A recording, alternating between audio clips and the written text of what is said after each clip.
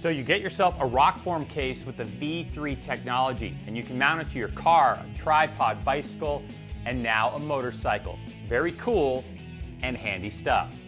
And now speaking of handy stuff, how about some handy knowledge for you riders that are new to the fold or those who are a bit behind the times? It's Motorcycle Slang time. And this go around, we cover forks and shock. Let's start with front forks. For most people, they're a huge mystery. But in reality, they're very simple, but they do a very complex job. Now the front forks are designed to manage the thing that helps to keep the motorcycle suspended, helps dampen the road's imperfections, and keep the motorcycle from crumbling under braking. That's the springs. Now the forks, with springs inside, have all kinds of parts to control what the spring does. To put it in simple terms, you have compression damping. All right, that controls the way the springs compress. Rebound damping controls the way the springs bounce back. And something called preload adjustment. Now this is an entire subject on its own, but preload can make the spring stiffer or softer. So if you have stock suspension and you're a heavier person, adding some turns of preload can help your suspension work better for you.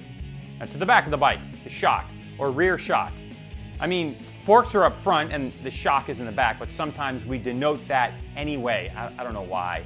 So the shock is the same as the forks in the sense that it controls the spring, but the spring is on the outside, and the forces are different in the front than they are in the back. And the basic idea is the same though.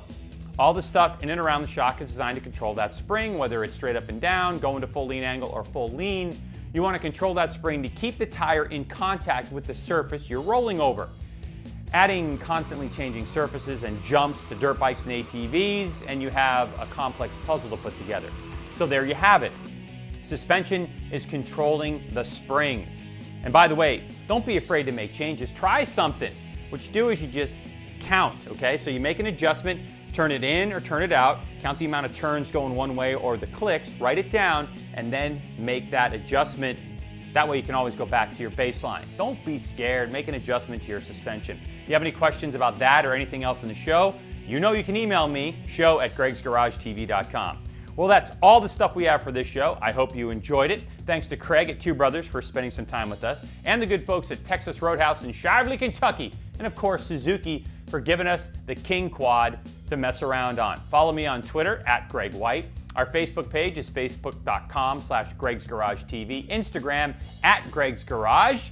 And thanks for taking the time. And don't forget to spread the word. The more views we get, the more shows we can bring you. See you next time. Bye-bye.